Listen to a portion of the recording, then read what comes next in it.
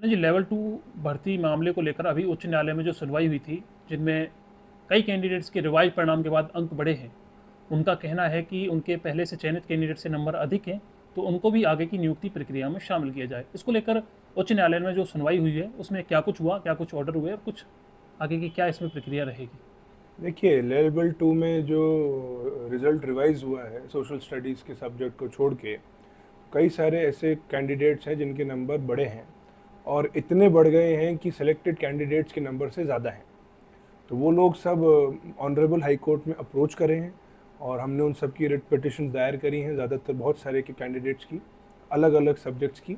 और honourable court ने ये आदेश दिए हैं कि जो भी आगे की प्रक्रिया होगी रिवाइज़ रिज़ल्ट की, उसमें उनको शामिल किया जाए।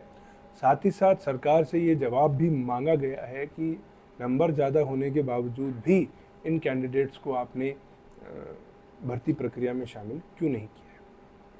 क्या कानूनी प्रक्रिया है, कैंडिडेट को शामिल किया जा सकता है? देखिए, नंबर ज़्यादा हैं तो शामिल तो करना पड़ेगा।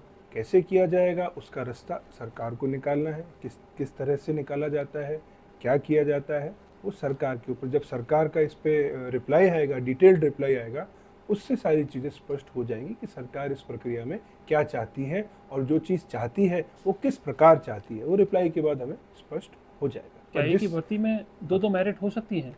कतई नहीं हो सकती। ये असंभव बात है कि अगर किसी कैंडिडेट के नंबर ज़्यादा हैं तो उसे बाहर निकाला जाए और अगर किसी कैंडिडेट के नंबर कम है उसे नौकरी करते रहने दिया जाए।